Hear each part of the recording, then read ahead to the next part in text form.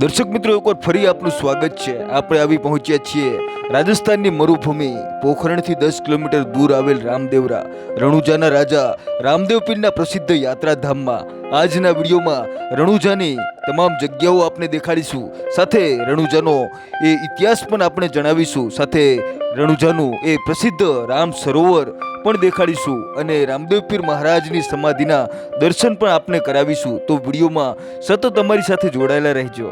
દર્શક મિત્રો, રામદેવ પીર મહારાજની અહીં સમાધિ છે। સમગ્ર ભારત અને વિદેશોમાં પણ રામદેવ પીરને કૃષ્ણ, રણછોડરાય, નકલંજી કે કલ્કી અવતાર માનનાર અનેક ભક્તો છે। આજે પણ લાખોની સંખ્યામાં શ્રદ્ધાળુઓ અને ભક્તો તેમના મંદિરોમાં દર્શન કરવા માટે આવે છે। રામદેવ પીરનું વ્રત અને તેમના નોરતા પણ રાખે છે। નિજ્યા ધર્મના સ્થાપક રામદેવ પીર તેમના શૌર્ય, પરાક્રમ અને પરચાઓથી ભક્તોના હૃદયમાં નિવાસ કરે છે। દર્શક મિત્રો, બાબા શ્રી રામદેવજી મહારાજ તંવર રાજપૂત કુળના રાજા હતા, જેઓને હિન્દુ લોકો ભગવાન શ્રી કૃષ્ણનો અવતાર માને છે। પ્રભુ શ્રી કૃષ્ણ જ બાબા રામદેવ પીર તરીકે આ પૃથ્વી પર અવતર્યા હતા। ઘણા તેમને ભગવાન વિષ્ણુનો પણ અવતાર માને છે। દર્શક મિત્રો, રણુજાની બજાર વિવિધ પ્રકારના રમકડાઓથી ભરપૂર આપને જોવા મળે છે। સાથે રણુજાની બજારમાં સામાન્ય રીતે ધૂપ, ગુગળ ખૂબ જ સસ્તા ભાવે મળી રહે છે। એ સાથે મહિલાઓ માટે કંકુ જે આવે છે એ પણ અહીં ખૂબ સસ્તા ભાવે મળી રહે છે। રણુજાની બજારમાં રાજસ્થાનની વિવિધ પ્રકારની શિલ્પ કલાઓથી ભરપૂર અને ચીજો અને વસ્તુઓ મળી રહે છે। ખરેખર રણુજાની બજારમાં ફરવું એ પણ એક લાવો છે। દર્શક મિત્રો, રામદેવ પીરનો જન્મ આજથી 600 વર્ષ પહેલા રાજસ્થાનના બાડમેર જિલ્લાના કાશ્મીર ગામમાં સંવત 1409ની ભાદરવાની સુદ બીજના દિવસે થયો હતો। તેમની માતાનું નામ મિનલ દેવી અને પિતાનું નામ અજમલ રાય હતું। તેમના પિતા આ વિસ્તારના રાજા હતા।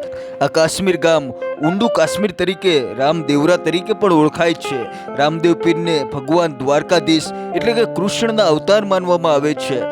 ખાસ કરીને રાજસ્થાન અને ગુજરાતમાં રામદેવ પીર મહારાજના મંદિરો ખૂબ જોવા મળે છે અને આ બે રાજ્યોમાં તેમના ભક્તોની સંખ્યા પણ ખૂબ જ વધારે છે। ભાદરવા સુદ બીજના દિવસે રામદેવ પીરની જન્મ જયંતિ મનાવવામાં આવે છે। ઇતિહાસમાં તેમના પુરાવો છે કે મક્કાથી 5 મુસ્લિમ પીર બાબા રામદેવ પીરની ખ્યાતિ સાંભળીને તેમની પરીક્ષા કરવા માટે આવ્યા હતા। તેમને રામદેવ પીર બાબાના પરચાઓનો જાતે જ અનુભવ કર્યો અને બાબાને રામશાહ પીરનું નવું નામ આપ્યું। ત્યારથી જ મુસ્લિમ લોકો પણ બાબા રામદેવ પીરને એ જ માન અને આદરથી પ્રભુ પદે ગણે છે। રામદેવ પીરે જીવતા સમાધિ લેવાની જાહેરાત કરી કે હું ભાદરવા સુદ 11 સંવત 1515ના દિવસે સમાધિ લેવાનો છું। બધા સાધુ સંતોને જાણ કરી દો। સમાધિની જગ્યા નક્કી કરી કુટુંબીજનોને સર્વે ભક્તો સાથે વાત કરતા કહ્યું કે હું દેહ ત્યાગ કરી સમાધિમાં પ્રવેશ કરું ત્યારે કોઈએ વિલાપ કરવાનો નથી। મારી પાછળ ઢોલ, નગારા અને શરણાઈ વગાડીને ઉત્સવ મનાવજો, કોઈ પણ રડતા નહીં। એટલામાં શાયર મેઘવાળ ગરવા ભાંભીભાઈની દીકરી ડાલીબાઈ સમાધિ સ્થળ પર આવી રામદેવ પીરને પ્રણામ કરી કહેવા લાગી, હે ભગવાન, તમે જે જગ્યાએ સમાધિ લેવાનો છો એ જગ્યાએ મારે સમાધિ લેવાની છે। તમારી સમાધિની જગ્યા સામે છે। રામદેવ પીરે ડાલીબાઈને સમજાવતા કહ્યું કે તારી ઉંમર નાની છે, તારે હજી ઘણી વાર છે।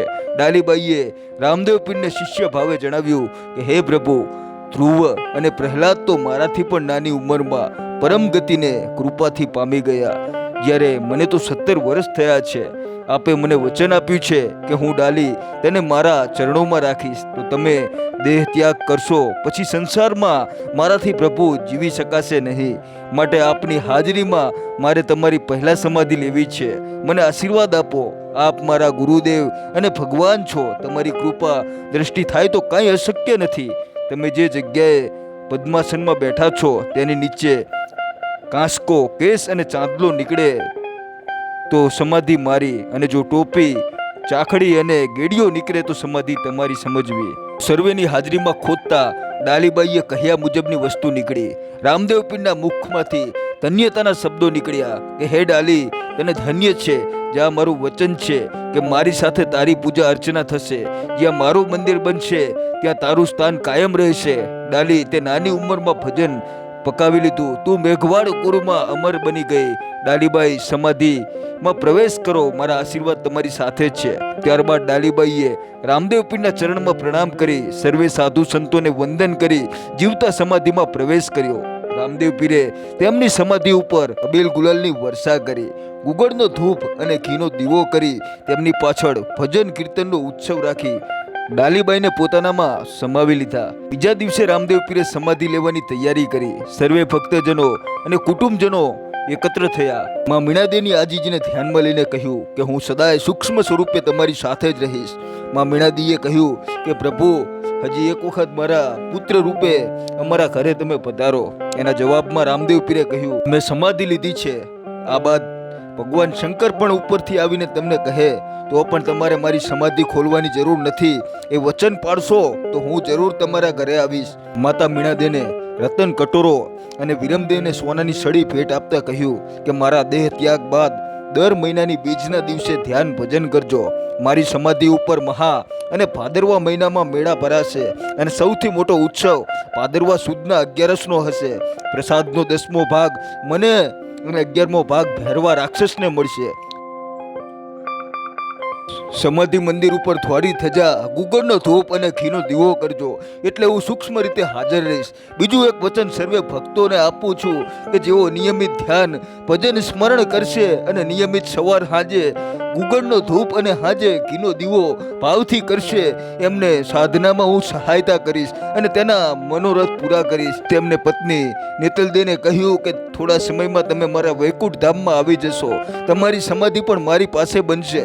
આટલું કહીને સર્વેને દર્શન આપી પદ્માસન વાળી ઓમ નમઃ શિવાય, નમો શિવાય, ઓમ નમો શિવાયની ધૂન સાથે ધ્યાન મગ્ન બની અને સમાધિમાં પ્રવેશ કર્યો. સર્વે ભક્તોએ રામાપીરનો જય જયકાર બોલાવી સમાધિ પર અબીલ ગુલાલ શ્રીફળ ચડાવ્યા. ઢોલ નગારા શરણાઈ અને વાજિંત્રો વગાડીને રામદેવ પીર પાછળ ઉત્સવ મનાવ્યો. આમ સતી માં ડાલીબેન મેઘવાડ એમને પીરજી પહેલા સમાધિ લીધી અને વડા ધર્મનો મહિમા કાયમ રાખ્યો.